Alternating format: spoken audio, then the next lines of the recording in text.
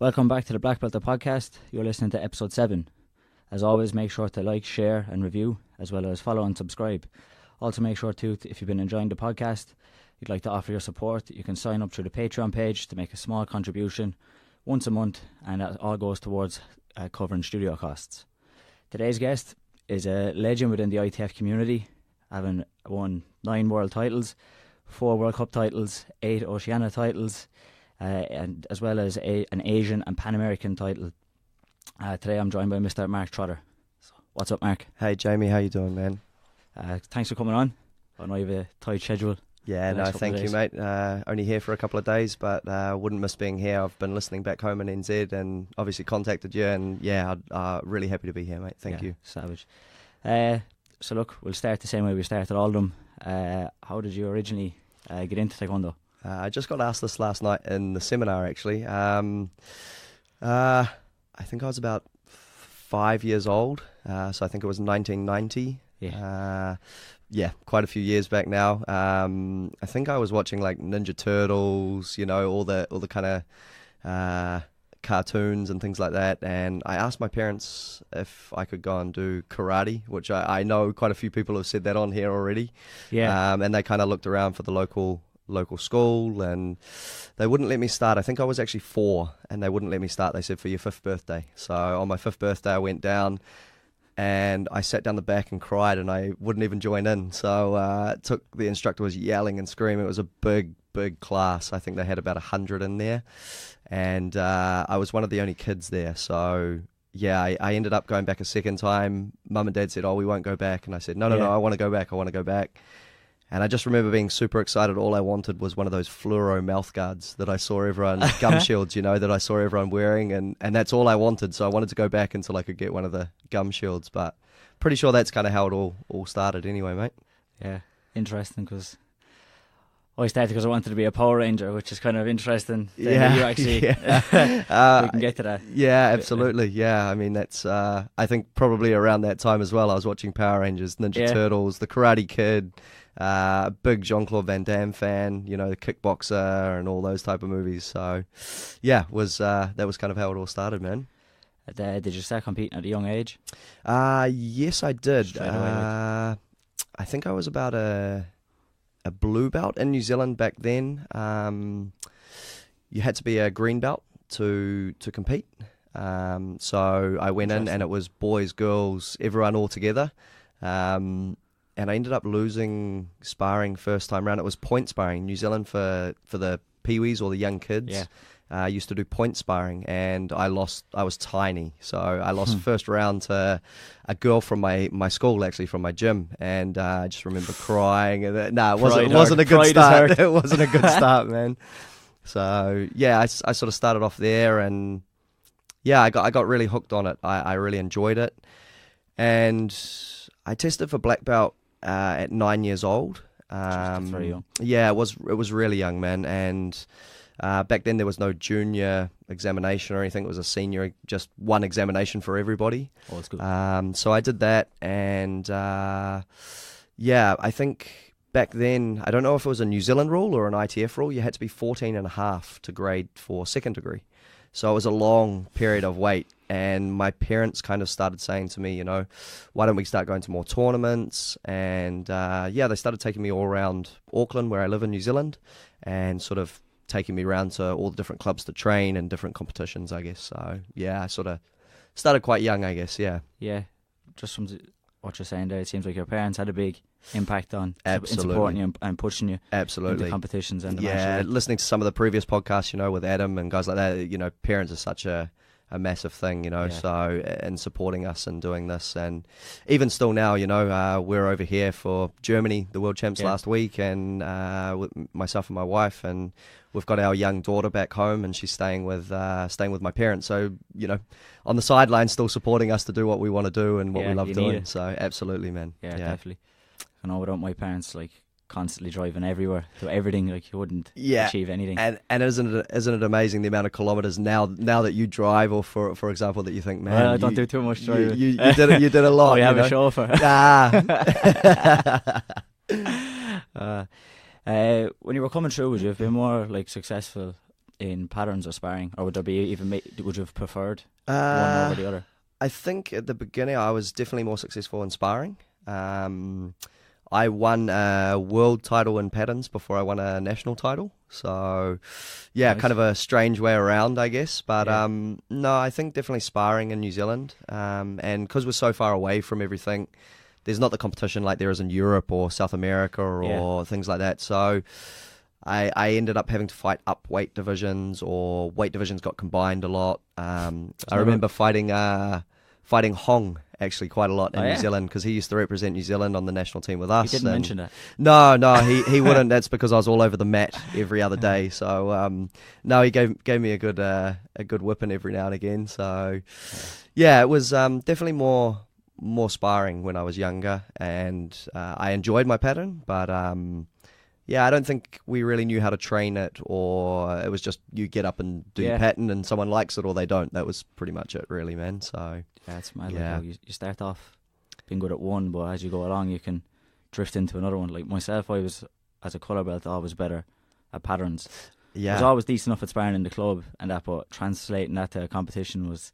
always a struggle. But then as I Absolutely. got older, I think it's I kind think of I it's think kind of reversed around now. Yeah, like, I think the first time I met you, you were actually competing in patterns, man. And I Yeah. remember talking to Adrian and him saying, "Oh, you should see this young kid in sparring we've got. He's fighting with Hong and he's fighting with Adam." And I thought, yeah, I've seen him do patterns. I haven't Yeah, seen him yeah. spar. So yeah, obviously transitions into both, and yeah, that's a big part of my seminars when I teach. Sort of saying, I do patterns, but I also do sparring, and they intertwine quite well together, I think. So Yeah. yeah. because you didn't spar maybe the last couple of years of your career. A lot of people say you do patterns and pre-arranged more Yeah. so than sparring. Yeah, I had a injury through my work. I work in stunt work for film, and it was 12 weeks before the World Champs in Spain. Yeah, I remember. I fell. I got dropped from a rig and a harness, and fell about 8-9 meters onto my knees, and I blew both my knees out and broke both my legs. So yeah, for Spain, I was just kind of happy to be Yeah. on the mat, man, and that's where sparring kind of took a back step. And I trialed again for 2015 and made selection for sparring, but really hurt my knees a lot. So I sort of made the decision that I'm going to focus on my patterns and really go down that path. So yeah, it was, I think 2011 was the last time I competed in sparring in New Zealand. So yeah. What was the movie? Was it a big movie? It was Hobbit. Was it worth it? Yeah, it was The Hobbit. Yeah. Nice. So we'd been down there for a year and a half. It was the final scene of the movie, and we'd been rehearsing it for months. And we were shooting it the next day, and we rehearsed it one last time. And yeah, I fell on my knees and didn't actually get to do it. So So you yeah. didn't make the movie? I did. I was lucky enough, but we ended up going back into motion capture afterwards and Okay. redid the fight and things like that. So yeah, it was a lot of fun, but yeah, it took me a long time to get over that. It was probably a good 10 months of rehab, and I believe it. Both knees, like that's heavy, yeah, no? both knees, broken femur, broken tib and fib in my other leg. So yeah, it was a big one. Yeah. And when would you have first made the New Zealand national team? I first Was made it? the New Zealand national team in 1998. It was for the Junior World Championships in India. What age would you have been? I was 14, I think. I Young. went for selection the previous time, 96, but they told me I was too young. New Zealand didn't know the Yeah. rules. In 1994, New Zealand sent the first combined team to Malaysia, and I think they sent like 3 or 4 people per division. And when they got there, they worked out it was actually only one per division.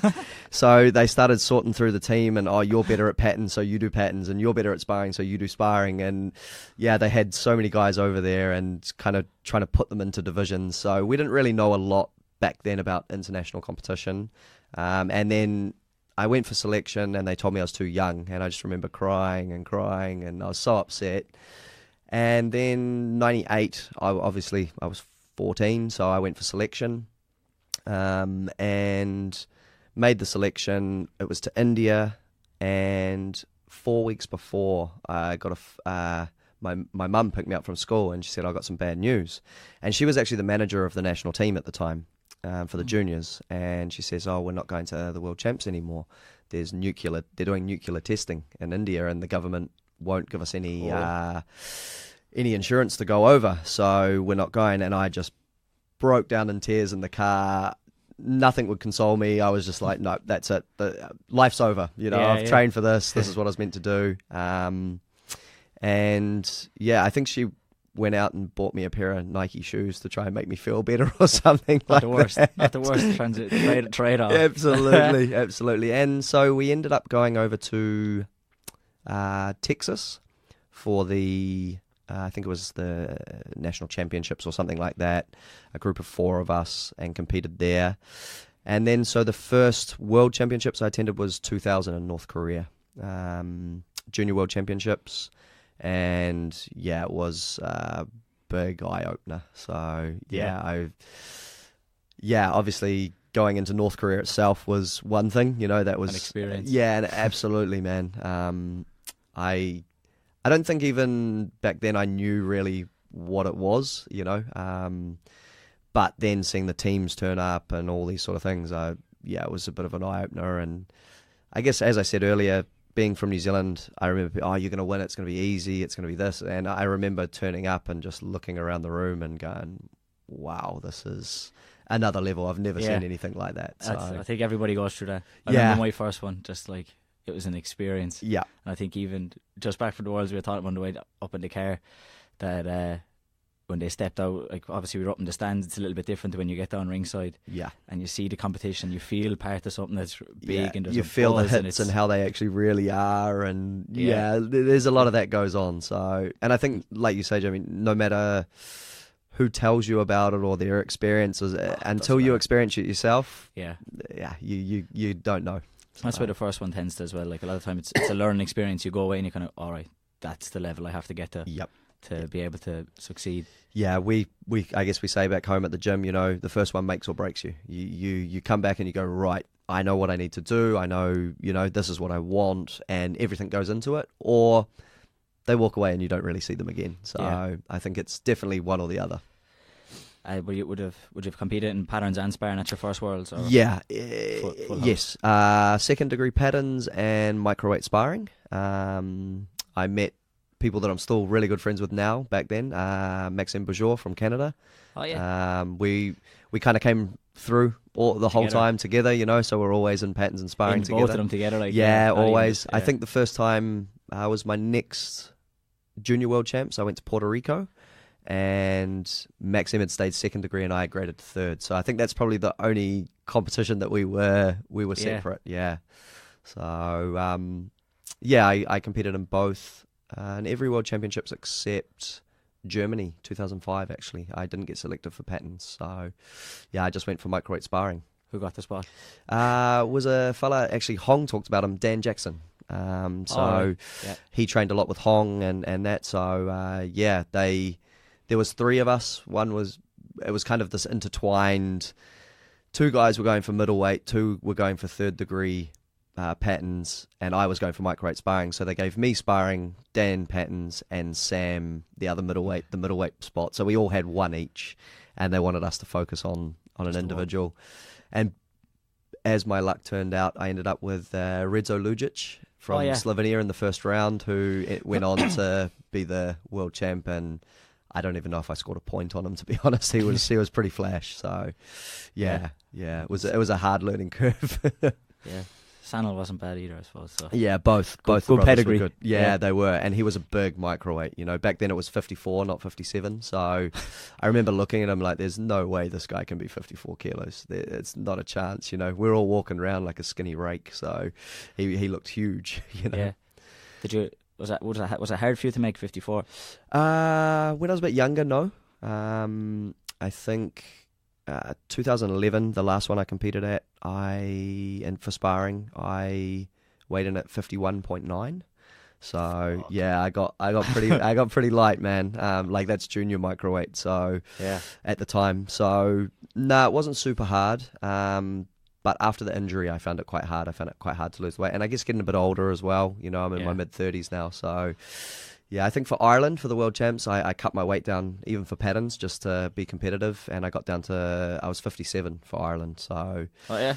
yeah, I got right down, and then people started saying, "Why don't you join?" I was like, no, I'm done with the sparring. I'll just stick with the patterns. There's too many young fellas like you in there, can't keep up with that speed, man. So I was only 57 for a short time. Like what are you back up to now? About 61. Yeah, pretty quick, huh?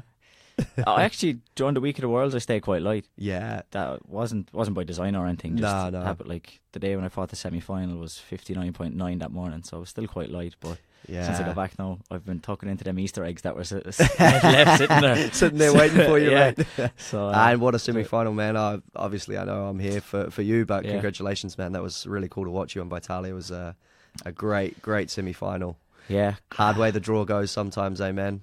It is like. I still got it. I thought I was going to get him at the end. Yeah. I thought I had a good game plan. Yeah. I thought I was going to get him at the end. I felt that the ref maybe stopped the time. I could have had maybe one more push at the end to maybe get a score, but yeah, like, it is what it is. No, I had that feeling too. I've had those. But like I had a couple of injuries as well, like in the build-up, like across the whole campaign, like just a bit with knee, a bit with ankle, and even the week before was on antibiotics. So I suppose like when you put it like that, like it's. Absolutely, it wasn't the worst. Like to pull a medal and to lose to someone like Vitali, he's not a bad fighter. Well, I guess hey, I don't know how many you've got left going forward, Jamie. You know, but not either. Vitali's he's kind of the new generation, isn't he? You know, young and super tall, super fast. You know, I've been watching him obviously, and from here I head to Ukraine with Karcher and Oleg. And yeah, he's pretty special, man. You know, pedigree, really, isn't he? So that's it. Like, yeah, exactly. Yeah. One of the events you're most known for is the pre-arranged. When did you start? When did that become a thing that you were competing in? Myself and Luke Thompson, who I originally did the pre-arranged with.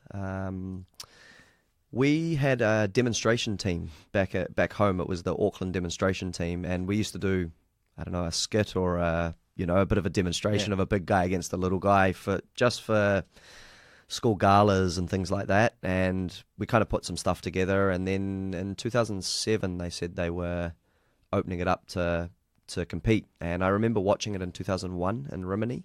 I was competing there, and I watched the demonstrations of it. And like going back to the Power Rangers, the Ninja Turtles. I mean, that's what we all grew up watching, isn't it? So I kind of watched, and I was like, man, that's cool. And I spoke to Luke and said, why don't we do something? And back then there wasn't the same rules. It was just kind of do a routine. It wasn't even in the pyramid system. It was just in the, I think everyone went up and did it the first time. They picked the top 8 teams from a score, and they brought them back. You did it again, and they picked first, second, and third.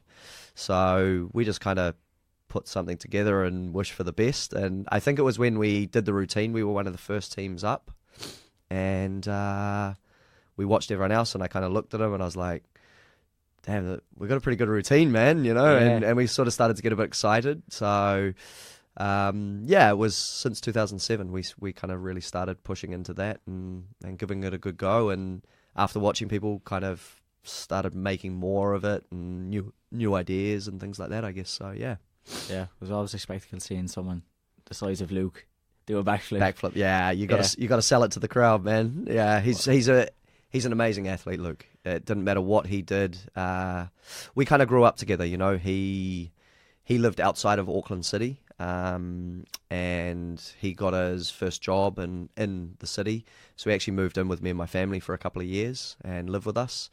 And I was young, got in a bit of trouble, and I actually got kicked out of home. And I ended up ringing his mum, and she come and, well, I rang Luke actually, and he came and picked me up, and I ended up going back there and living with him for a little while. So yeah, we kind of grew up pretty close, and yeah, best mates growing up and things like that. So yeah, it was definitely you needed that connection to do an event like that. So yeah, did you feel it then? It was maybe a different connection than with Carl when you switched to him being your partner? Yeah, it was very interesting because, you know, from the inside out, we always thought we had a good routine, but it was always a team, you know. And we always asked Carl, you know, hey, what do you think? Have a look at this for us. And he was always kind of with us as part of the team, I guess. Yeah. He kind of helped us out a lot and things like that. So, then when Luke kind of stopped, Carl, I can't remember exactly whether it was I asked Carl or Carl asked me, and we just thought, let's give it a go, and we kind of hit the ground running, and it was something very new again. I think Brighton was our first one because Luke retired in 2011. So I think Brighton was the first one with Carl at the World Cup. And it took a bit of getting used to because he's so tall. Yeah. And Luke, he's a big guy, but he's not that much taller than me, I think Luke was about 5'9", 5'10", I'm 5'6", 5'7". So it wasn't that big. The stances and things like that weren't that hard to work around, but Carl is, I think he's 6'3" or something like that. So he's a big guy, so he'd do a stance or he'd do some crazy kick. His kicking ability is awesome, and he'd show me some kick. What do you think about this? And he's swinging his legs around, and I'd think, that's amazing, but what the hell do you want me to do with that? Like, I'm not standing in front of that. There's not a chance in hell, Yeah. So it was just trying to work out a different style, and we always try and work to people's strengths, like you said about Luke before, seeing him backflip, a guy that's... Yeah, I was going to say, like, did you have to have a kind of change in approach? Because with Luke, you kind of maybe towards the end, you had the shock factor of the big guy doing the flip, but absolutely. with Carl, you wouldn't have had that same. So you had to maybe be a bit not more at technical. all. And I guess Luke, and just a natural athlete, played rugby. Anything he picked up, he was good at, and I saw that growing up with him. Yeah. Not saying Carl's not like that at all. I've seen Carl play basketball, all these sort of things, and he's really good, But Luke's gymnastic ability was incredible, and his strength just on another level. Obviously, he was 3-time power breaking world champion as well. So if he picked me up, he could throw me, So like for Argentina, run up the leg on the shoulder and off his back and end up sort of, 7-8 feet in the air. And he didn't even move. It was like running up a wall, Whereas with Carl, I think his biggest asset to the team was his jumping ability. Obviously, being special technique world champion 5, 6 times, I think. That was his ability in the team. So we really tried to show, him jumping up split kicks and this sort of thing. Really trying to show us, a bit of his ability in that, and trying to include my pattern side of things with both of them, I guess, with the leg control and the speed and things like that. So, trying to use each other's attributes to our best ability and hope that the crowd likes it. So, but both guys were actually quite technically good as well. They were, yeah. They did have a good technical crossover. They were, yeah. Luke competed in patterns at a couple of world champs. I think Canada he competed, and maybe Germany, I think. So he actually competed in patterns as well. And I guess because people see the size of him and see him power breaking, they don't kind of expect that in him. But he's very good. And Carl was part of the 2011 team that won the team pattern at the World Champs in New Zealand. So he was actually part of that team as well. So, both great technical ability. Yeah. And Dublin was the first time you won individual patterns, was it? At the World Championship, sorry. I won juniors, but Okay. for seniors, that was the first time for fourth degree men's. Yeah. So it was a long time coming. That's I was going to say, like, over and over again, you were close. Like, absolutely, mate. Yeah, losing out to someone like Suska. Suska, Stephen as well, Stephen Ryan, So 2007 was my first time in the fourth degree men's. It's the top in patterns, like, isn't it? Yeah, it is, and I had been to third degree worlds before and second degree, but first time in fourth. I made it all the way to the final. I'd only been a fourth degree for 2 months. I was pretty... I learnt the patterns before, but... that's always a help. I made it all the way, and to be honest, I just stood in the centre ring, kind of admiring that I was standing next to Suska.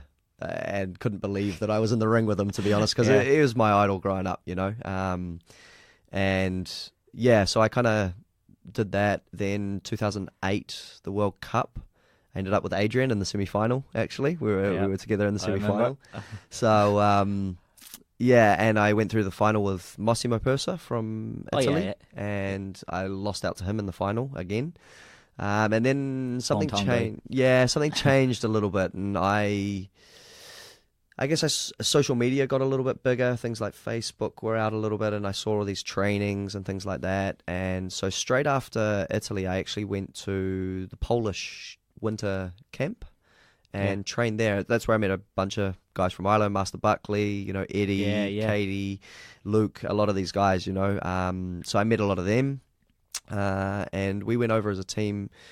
After 2007, we actually got government funding in New Zealand. So I think it would work out to be about 7,000 or 8,000 euro a year is what we got paid from the government.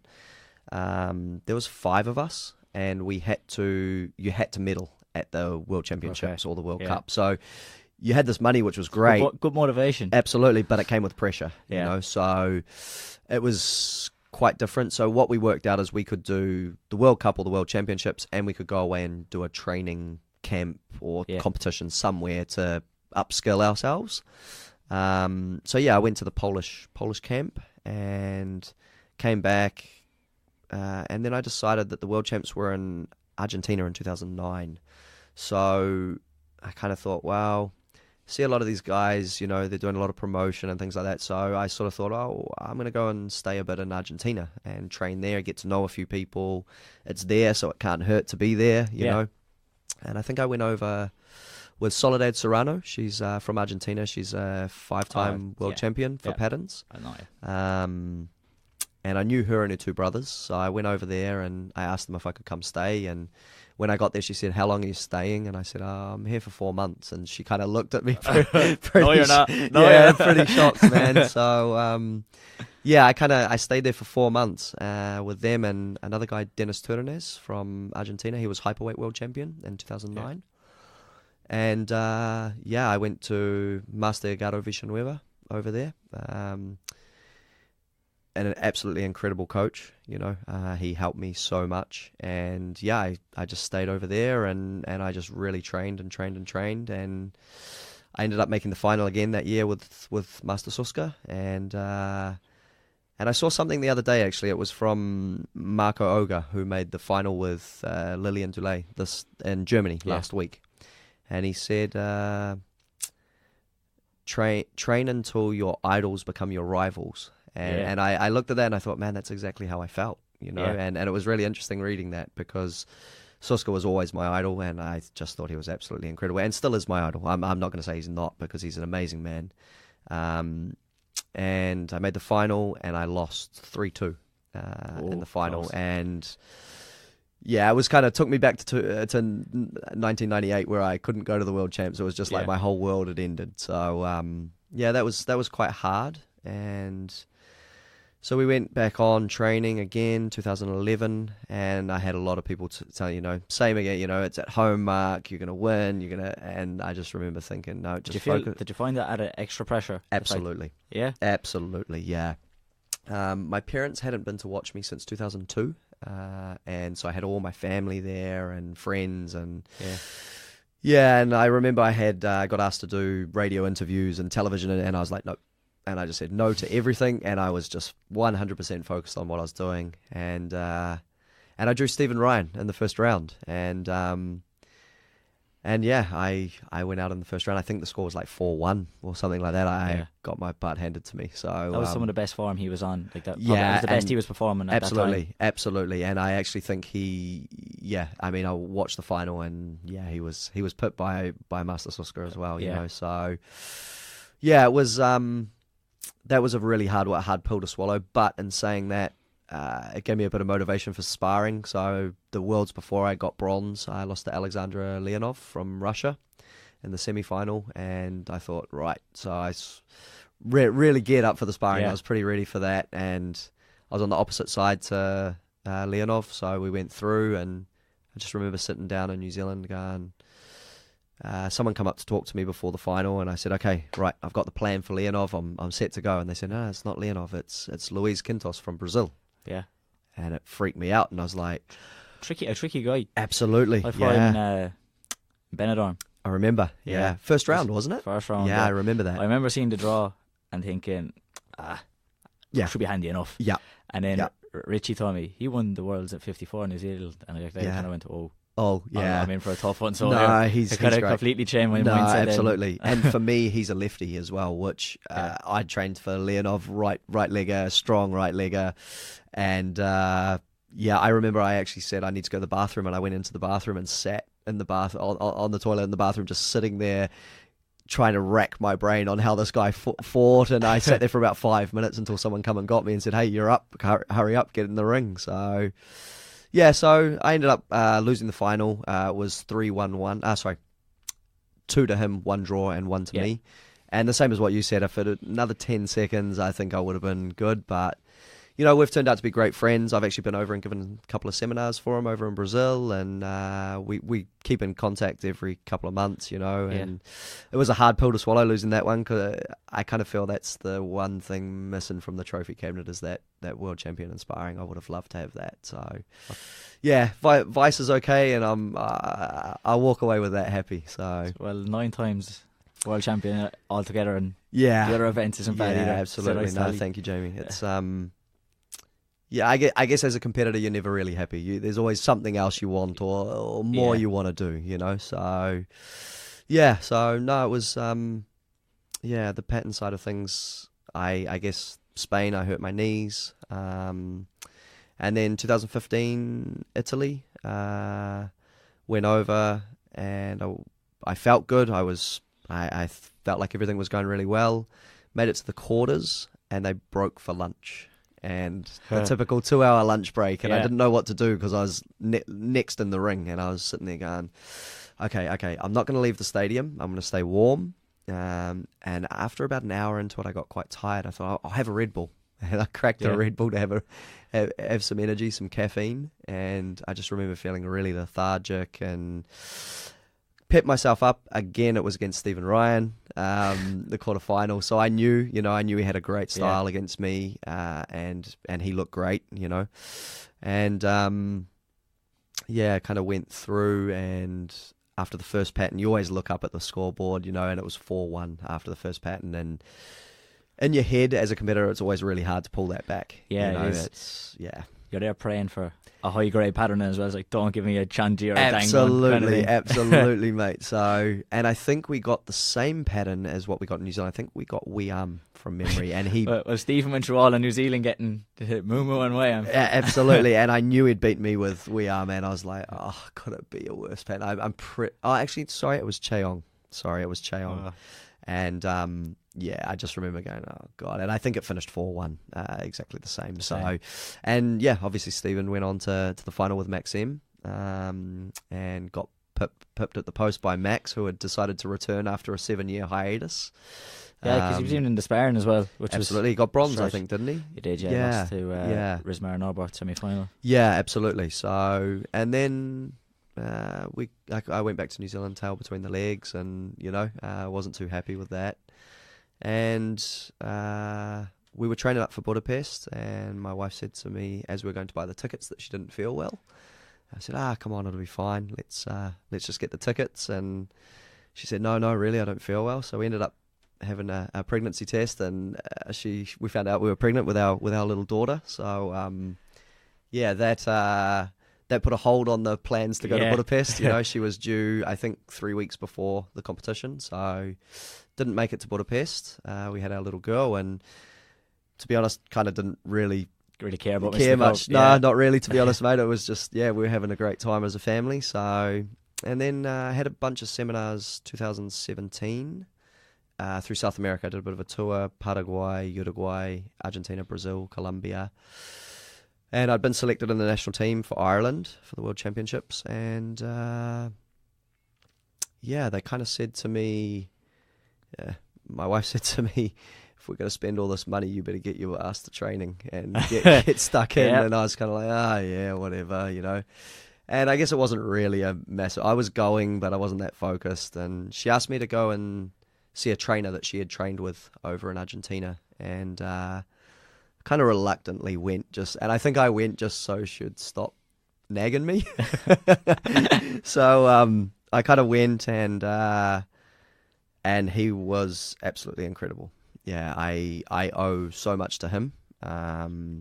he really changed the way I looked at things. I'd never really done much strength and conditioning training. I just thought patterns, doing my leg control and all this, that's my strength and conditioning. And he really showed me another side. He's a 6th-degree black belt, so as well as a personal trainer. So he's got that good intertwine. Good crossover, yeah. Absolutely. Gustavo Belvez is his name. And he actually was the strength and conditioning trainer for Argentina this time for the national team last week.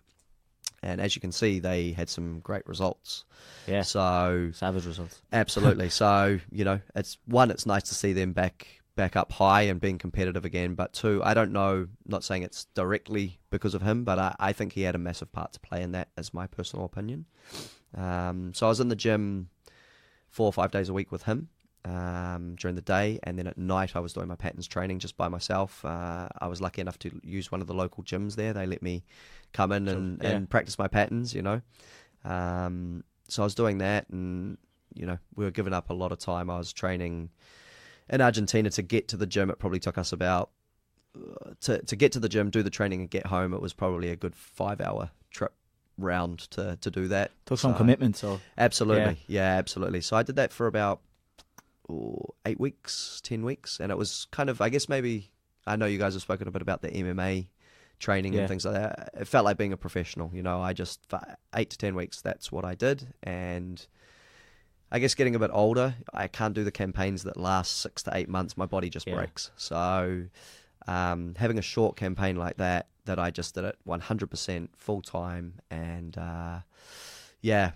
wife was great. All my meals were cooked for me. I just had to sleep, eat, and train. That was it. And I cut my weight down. I got a lot of my injuries, got a lot better from the strength training. And I turned up feeling, well and ready for it. But it's great that you say that, and it shows like the dedication and the commitment it takes to win a patterns medal. Because some people do just think maybe like, oh, I just practice the patterns. No. Every so often, once a day. That's not at all. There's a lot more goes into it. Yeah, absolutely, man. It's no, it was a lot of work, and in some ways, the only difference I feel between sparring and patterns is patterns, you, within reason, you get the exercises from your coach or things like that, things you need to work. You can work on it alone. Yeah. You don't have to have a partner all the time. Sparring, kicking a bag only goes so far. You definitely need that. You need a partner. Yeah. You need a partner, and you need a good partner, someone that's going to push you and help you. The patterns, you can kind of stumble along a little bit by yourself, and then go and check if what you're doing is right, and then go away again. But like that, if you can video it and send it to somebody, you can get some feedback. Absolutely, I've got harder with. Yeah, I've got so many people doing that now to me. Actually, I've working with a young 4th degree from Malaysia. I saw it. He got through a few rounds, didn't he? He did, and he performed. He did very well. I thought. Yeah, he got to the quarterfinals here. He won silver in Sydney in the World Cup. Obviously, he did really well. He was pretty disappointed, but like I said, it takes time. For me, it was 10 years to get that gold medal. So, and interesting, I just watched Lillian just put up as well. 2013 nothing, 15 bronze, 17 silver, 19 gold. So you look at Lillian too. It's a big ask to especially that division. That 4th degree men's is just.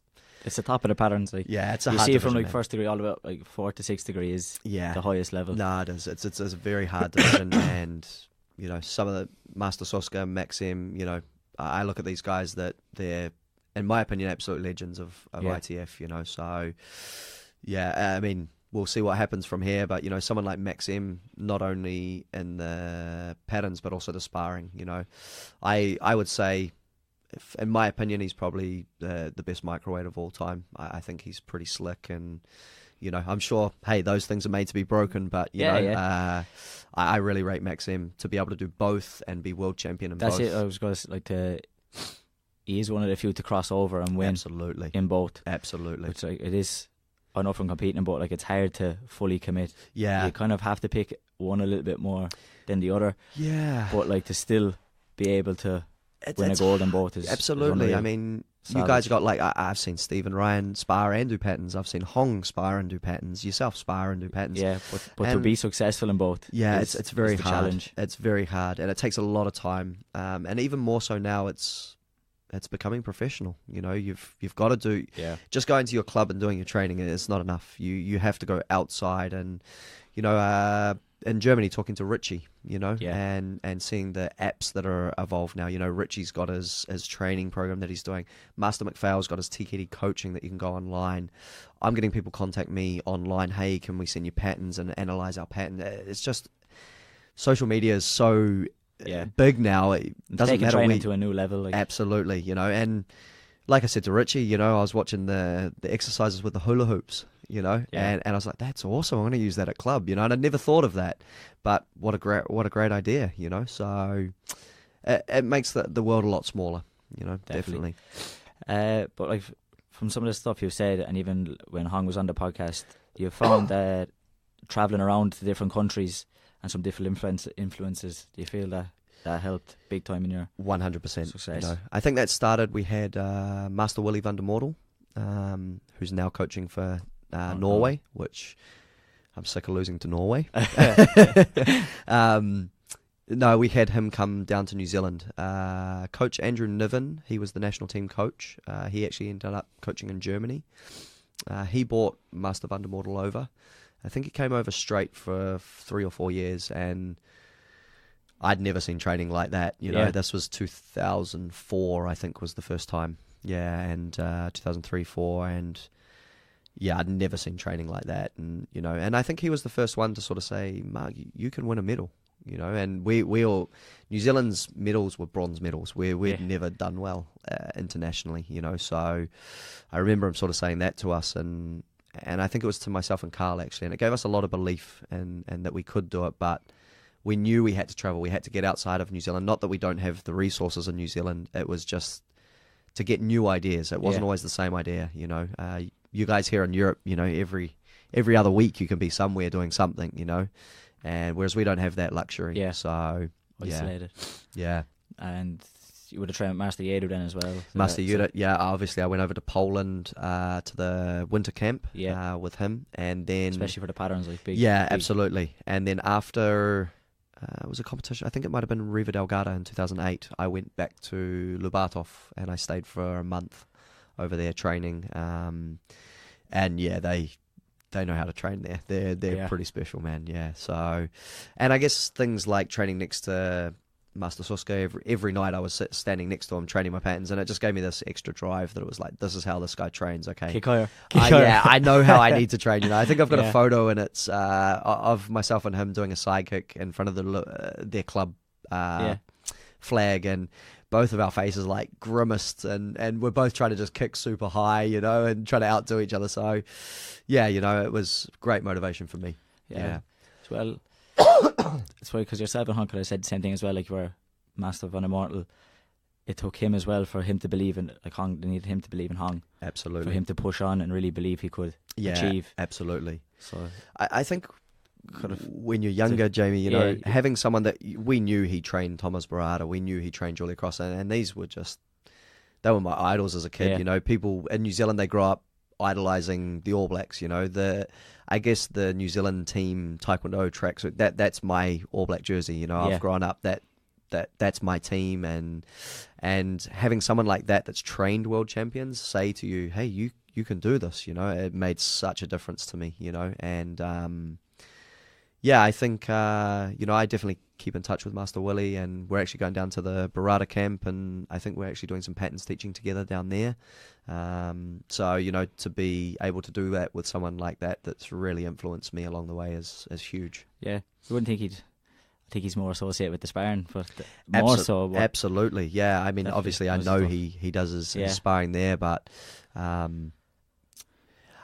think it doesn't matter when you hear someone like that say that to you. I didn't care that he was known as a sparring trainer. It meant so much to me that he thought I could do it in patterns or sparring, and yeah, that just it definitely changed how we thought and how we trained in New Zealand. Definitely.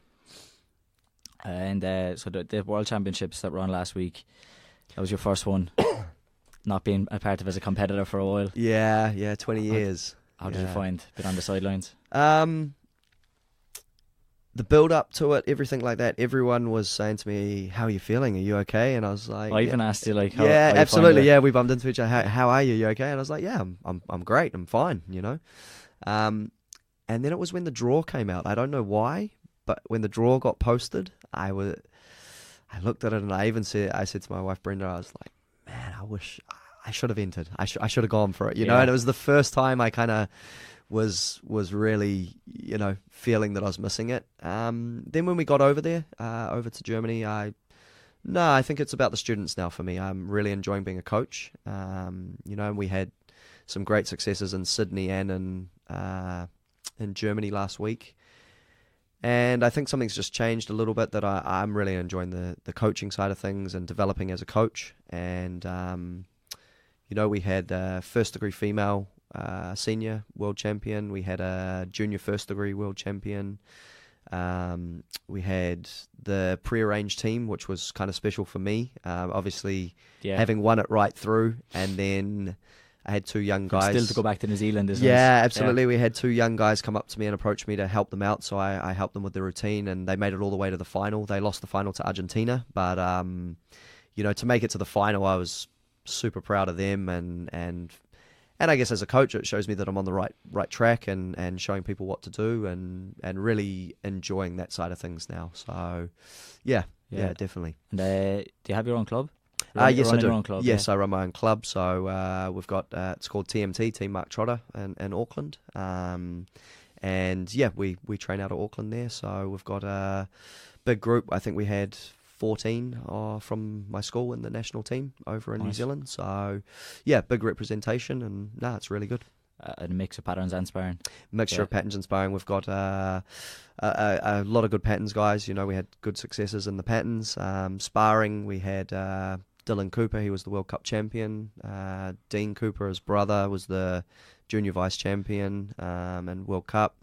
Sean Neary, bronze medal in Ireland a couple of years back. We've got a good mixture of people. Sean Neary, obviously, with the special technique, he's a bit of he kind of proves white man can jump, so he's he can pretty, jump all right. Yeah, he's pretty impressive. He likes to jump in. He's sparring as well. Absolutely, yeah. So he's jumping in there, and we've got a good mixture of a bit of everything: pattern, sparring, specialty, power, pre-arranged. So it's nice to have all events covered. Yeah.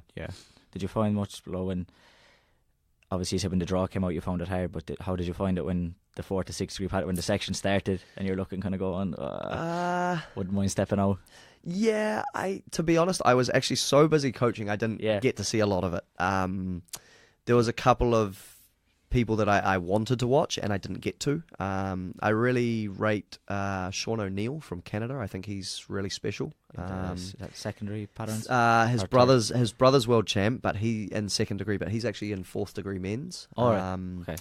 He got Lillian in the first round, but they were obviously Lillian was silver medal in Ireland and Sean was bronze medal in Ireland. So I was really wanting to see that. I didn't get to see it. So I look back. I have looked back at a couple of replays and had a look through things, but I did get to catch the final. So great to see. And obviously Lillian, I've competed a couple of times with, and Marco Oga from Argentina, I've competed with him at the Pan Americans, and he's a good friend as well. So it was nice to see, and really nice to see for Lillian. I know that feeling as much as he does of trying and falling a little bit short. So he's someone who's had success at European Championships over and over again. Is absolutely. Winning, but just falling short. Absolutely. At the Worlds. Yeah, and it was the same for me. Our successes at the World Cups, and I seem to be able to win World Cup no problem, but.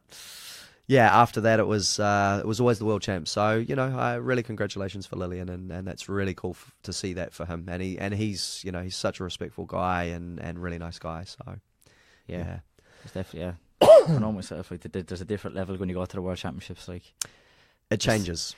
I just find when you see the different countries like Argentina, New Zealand, those ones, Canada, those ones in it adds a bit more nerves to it. I guess maybe for you guys, because you have the Europeans and you have so many tournaments. We see the same people all the time. That's right. The Europeans, you can pick the division yourself. That's right. Going to Europeans, but for us, for example, we see each other once a year, once every 2 years. So for us, that's kind of normal because we don't see many countries unless you're I'm traveling doing seminars and things like that. So I do see people, but if you're not doing that once every year, once every 2 years, you get to see those people. So it's kind of normal for us, as opposed to you guys. That's Argentina. I know nothing about Puerto Rico. Well, what do they do? Yeah, that's it. Like, yeah.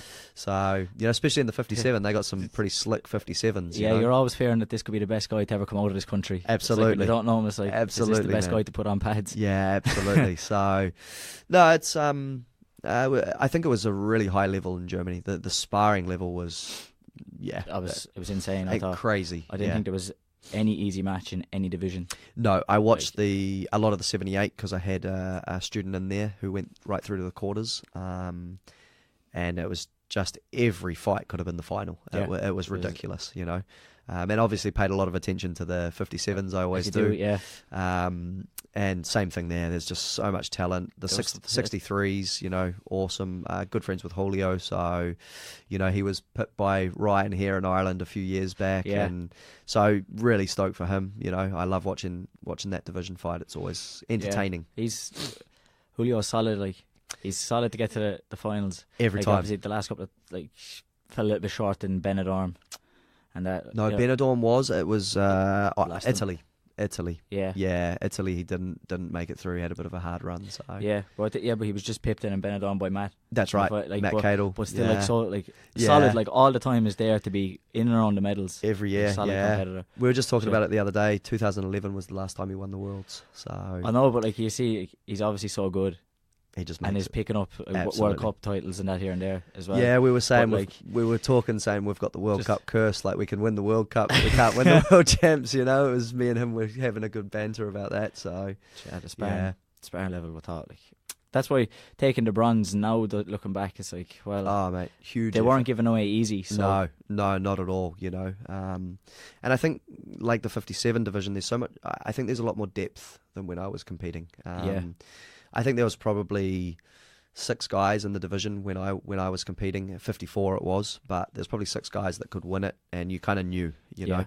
Whereas now, I'd say there's probably, there's good a dozen of them. I would say, would look at it and kind of say there's maybe 5 or 6 that you would say they all have a chance of winning it, and then you always have there's another 5 or 6 that go, they could throw a spanner in the works. Absolutely, they'll make it tricky for anybody. Yeah, absolutely. There was some good guys in that division I was watching. So, and it's hard for the likes of you, Vitali. You guys are favourites going into that. You're the reigning world champion. There's a lot of talk around Vitali. Yeah, a lot of talk around Axel Vargas. A lot of talk around Andre Lee. A lot of these guys, and that comes with pressure as well. Social media helps that. It does. But you see the clips of the drills and some of the highlights. Absolutely. That adds absolutely. Adds that pressure. Everyone looks good in the highlight reel, don't they? Same on the pads. Absolutely. World champion on the pads. Absolutely, mate. Absolutely. So, no, very good.